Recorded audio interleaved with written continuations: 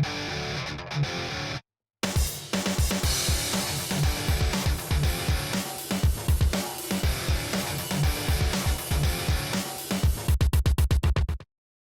what's up, you wrestling fanatics and friends? You're listening to the True Wrestling Podcast, episode 98. Thanks for tuning in. Today, Jamie and I do a weekend wrap-up of the Division One top competition. At the end of the conversation, Jamie gives us an update on the PA Prep Qualifier. We touch on the National Prep Tournament, and then we go off on the PIAA. I'd like to thank my sponsor, Adidas Wrestling.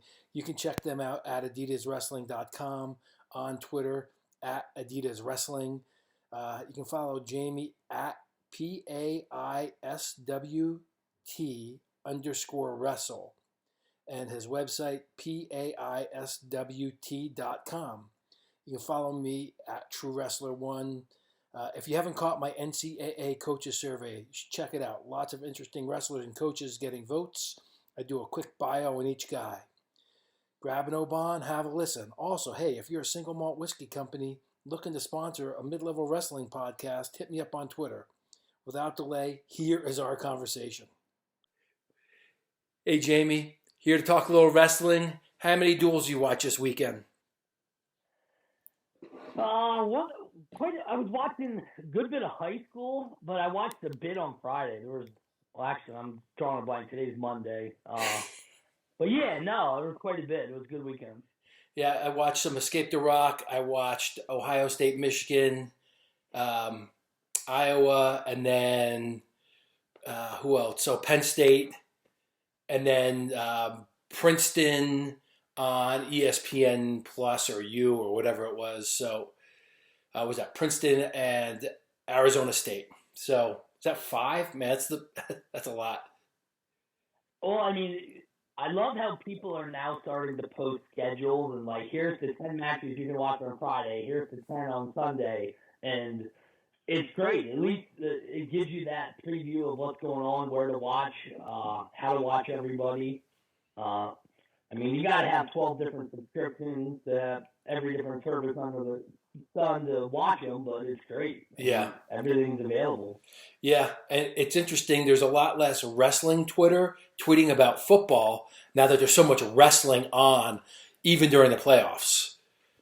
Yeah, I mean, they're actually the Big Ten match today was on 2:30 or something, or 3:30. Right, it's good scheduling. They knew a lot of people would be off today. Exactly. So we haven't talked much about anything on video this year. But to me, the one thing that I want that's remarkable is how all in several programs are right now. We got Michigan getting everyone back, their Olympians back, bringing in Coach Jackson. I mean, they're recruiting up a storm right now. I mean, they're all in. Iowa has pulled red shirts galore. Penn State. Surprising. Yes. Penn State's getting Berge back. So they're getting the coach back in their lineup. They got Hildenbrandt. ASU got everyone to return, which I wasn't sure was going to happen. What are your thoughts about all this? No, I mean, like you said, Michigan is going all in. I think they see having nationals in their home state is big for them. This is a big year for them. They want to push for Detroit. Soriano was a huge get. And then KJ is going to be huge for years to come. Jason Cox just announced he's going to be going to the Cliff Keen Wrestling Club. So, I mean, they're doing a lot. Iowa, it feels like a bit of panic almost. I mean, you pull 3 red shirts, and then 2 of them have starters in the lineup that have wrestled good portion or some portion of the season already, but yet they've got other guys they pulled their red shirts. Yeah. So it's like, is there something more telling? Like, are DeSanto and Kemmerer got more injuries or issues that are going to keep them out? Or the more positive side is some of these kids are like, I want to wrestle, I'm not going to stay in college 6 years. Right. And so you don't know. I mean, and then Penn State, yeah, I mean, pulling Berge, that was a surprise. I mean, but he's the second guy in the last year who has come out of concussion retirement. Right. Yeah. And both of them are coming back up a weight.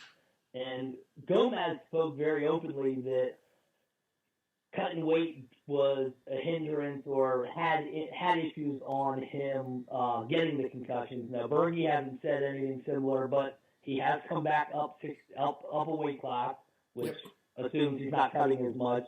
But I saw stuff on message boards or socials today that somebody's saying, well, he is certified at 57.